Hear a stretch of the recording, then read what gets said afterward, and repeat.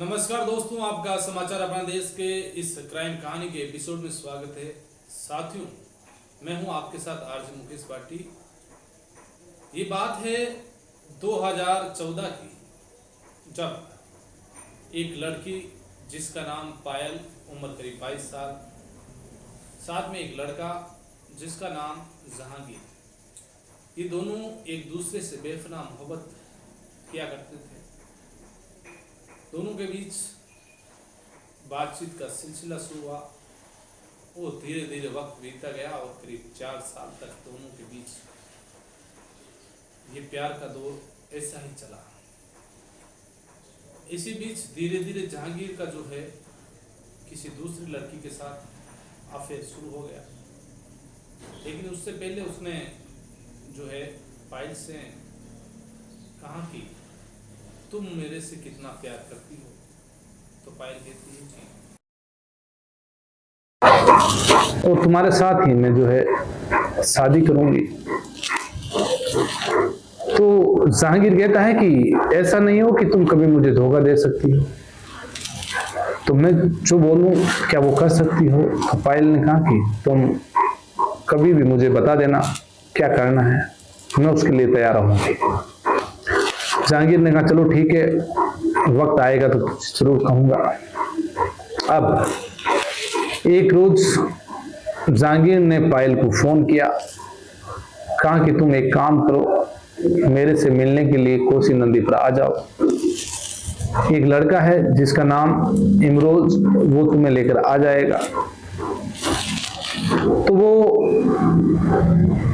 पायल अपने जो माँ होती है उस माँ से कहता है कि माँ देखो, मेरी सहेली से मुझे को मिलने जाना है, क्या मैं जा सकती हूँ। उसकी माँ उसे इजाजत देती है कि हाँ बेटा तुम जाओ तो सही, लेकिन जल्दी लौट कर वापस आ जाना। पायल घर से निकलती है।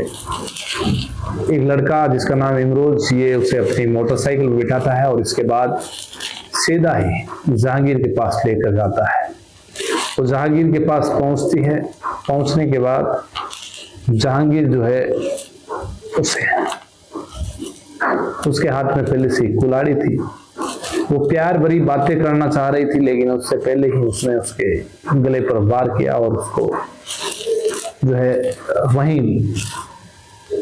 मौत के आगोश में सुला दिया। यानी कि पायल की मौत हो चुकी थी। अब उसकी लाश के 3 टुकड़े करके वहीं पर गड्ढा खोदा और दफना दिया। इसके बाद जो पूरी कहानी है वो आप सुने। उत्तर प्रदेश का एक इलाका रामपुर थाना लगता है गज, और इसी इलाके में एक लड़का जिसका नाम राहुल, ये आसपास पता करता है कि इसकी बहन जिसका नाम पायल 1 नवंबर 2018 को वो घर से निकली, लेकिन घर पर वापस लौट कर नहीं आई। भाई जो है इसका दुखी है। राहुल आस पड़ोस में पूछता है, लोगों से बात करता है, लेकिन कहीं पर भी जो है पायल का पता चलता नहीं है। अब माँ बाप भी जो है आसपास के इलाकों में पता करने की कोशिश करते हैं सारे लोग, लेकिन पायल का कहीं सुराग मिला नहीं। तो इसके बाद राहुल ने कहा कि चलो एक काम करते हैं, पुलिस से मदद लेते हैं। राहुल सीधा ही उत्तर प्रदेश के गज थाना पहुंचता है। पहुंचने के बाद वो जाकर कहता है कि साहब, मेरी बहन 1 नवंबर 2018 से घर से जो है अपनी सहेली से मिलने के लिए गई थी, लेकिन वापस वो लौटकर नहीं आई है। तो वो पूछते हैं कि उम्र कितनी है, कहते हैं कि 22 साल के आसपास। पुलिस वाले कहते हैं तुम एक काम करो, एक फोटो दे जाओ और एप्लीकेशन लिख कर दे जाओ, हम ढूंढेंगे। बिल्कुल, तुम ये चीजें जो है बताइए वो कर दो और फिर घर चले जाओ। राहुल जैसे ही ये चीजें देता है, उसके बाद पुलिस भी जो है अपने आप ये सोचते हैं कि लोगों को बताते नहीं है, लेकिन मन ही मन सोचा होगा कि 22 साल की उम्र, जवान लड़की है, किसी के साथ चली गई होगी।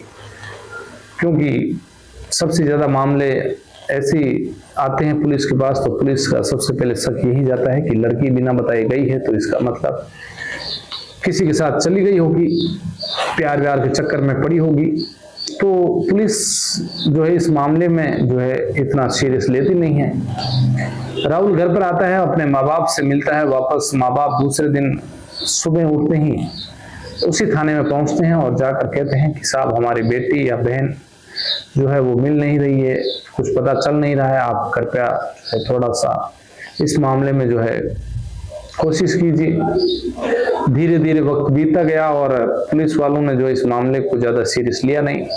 इधर माँ बाप जो है रोज राहुल के साथ जाते, थाने में बैठते, बड़े साहब से मिलते और वापस घर लौट कर आ जाते।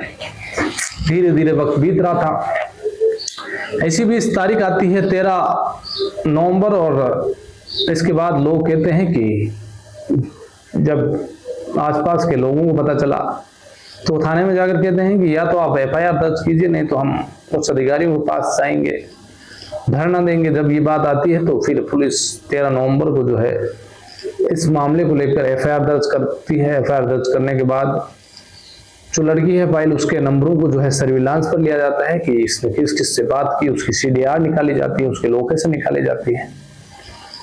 तो पता चलता है कि इसकी आखिरी बात एक इमरोज नाम के शख्स से हुई।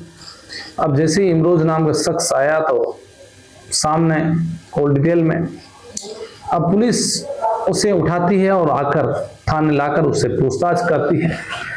जैसी पूछताछ होती है उससे ज्यादा कुछ उगल नहीं पाती है और फिर उसे जेल भेज दिया जाता है। अब धीरे धीरे वक्त बीत रहा है, इधर घर वाले परेशान हैं कि बेटी मिल नहीं रही है, पायल का जो है कोई सुराग मिल नहीं रहा है। अब जैसे जैसे वक्त बीतता गया, इसी बीच पुलिस पर भी जो है दबाव बना। लोगों ने कहा कि आप इस मामले को लेकर आप जल्दी से जल्दी कुछ कीजिए। जब पुलिस पर दबाव पड़ा तो इसके बाद घर वालों से पुलिस ने पूछा कि कोई आप और जानकारी दीजिए पायल के बारे में। तो फिर घर वालों ने बताया कि जो पायल है उसकी सगाई की बात जो है एक जहांगीर नाम का लड़का है जिससे 2014 में चली थी। हो सकता है कि जहांगीर ने ही जो है पायल को गायब करवाया हो कहीं। इसके बाद पुलिस जो है जहांगीर के बारे में पता करती है तो पता चलता है कि वो तो इस वक्त सलाखों के पीछे है, यानी कि जेल में है।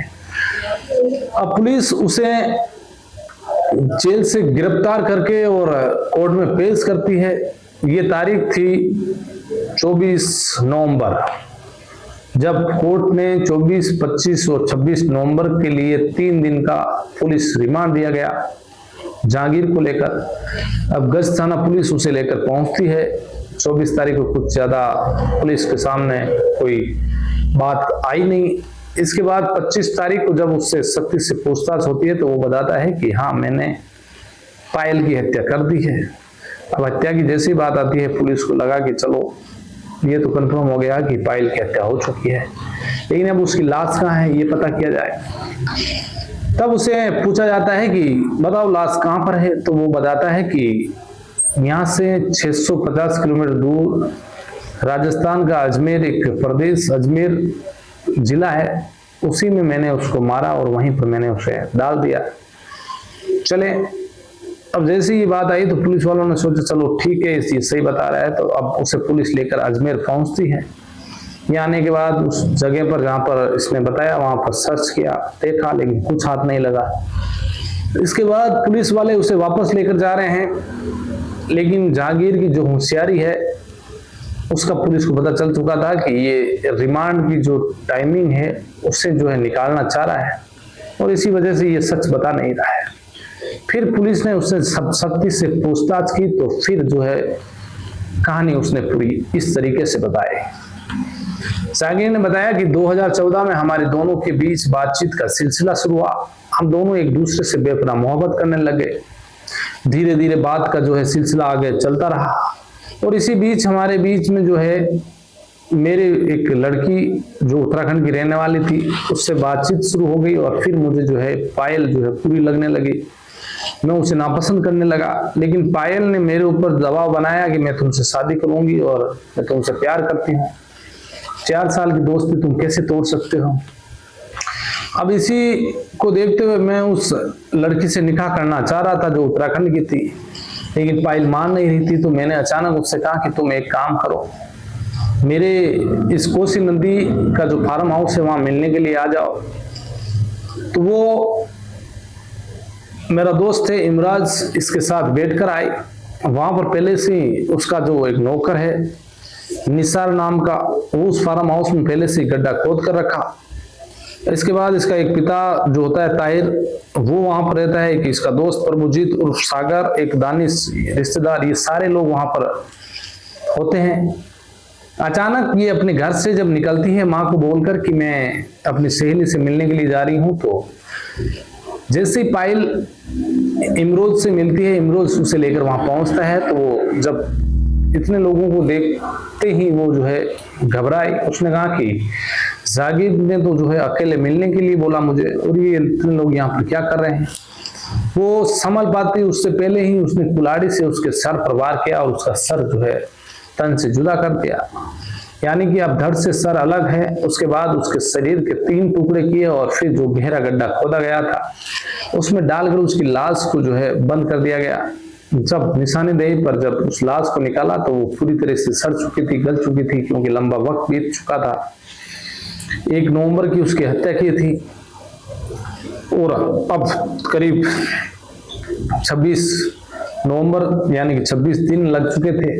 तो मिट्टी में जो लाश पूरी तरह से सड़ चुकी थी, गल चुकी थी। पुलिस ने जो है अब लाश को पोस्टमार्टम के लिए एक बोरे में भरा और पोस्टमार्टम के लिए भेजा। उसका डीएनए लिया और घर वालों का डीएनए से मैच करवाया। इधर पुलिस ने इस मामले को लेकर 40 दिन के अंदर ही जो है कोर्ट में चार्जशीट जो है बनाकर चालान पेश कर दिया। और कुल मिलाकर जो है पुलिस ने जैसे ये चार्जशीट पेश की, इसके बाद लंबी सुनवाई हुई। 7 साल तक लगातार कोर्ट में मामला चला। और इसी 27 जनवरी 2026 को जो 7 साल बाद एडीजे फर्स्ट जो डिस्ट्रिक्ट जज हैं, एडीजे फर्स्ट अजय कुमार दीक्षित, इन्होंने इन आरोपियों को सजा सुनाते हुए आजीवन कारावास और 35-35 हजार का अर्थदंड की सजा सुनाई। जब ये सजा सुनाई गई तो ये लोग अपने मूंछों पर ताव दे रहे थे, हंस रहे थे। जब पुलिस की वैन जो है वैन में ले जा रहे थे पुलिस वाले, तो ये हंस रहे थे, मुस्कुरा रहे थे। इन्हें लगा कि कुछ नहीं हुआ है। इधर घर वालों ने कहा कि हमारे साथ अन्याय हुआ है, हम चाह रहे थे कि इन्हें मौत की सजा मिले, यानी कि फांसी मिले। लेकिन हम अब इस मामले को लेकर उच्च न्यायालय में यानी कि अपील करेंगे और इन्हें मौत की सजा दिलाने के लिए पूरा प्रयास करेंगे। इधर ये जैसे ही इनके वीडियो वायरल हुए, सोशल मीडिया पर चर्चाएं चली कि कैसे ये लोग हंसते हुए गाड़ी में बैठ रहे हैं जिनको आजीवन कारावास की सजा हुई। तो कुल मिलाकर ये थी आज की कहानी, जिसमें इन आरोपियों को जो है सजा मिली। फिर किसी कहानी में आपसे मुलाकात होगी, तब तक के लिए आप सावधान रहिए, अलर्ट रहिए, क्राइम से बचिए। जय हिंद।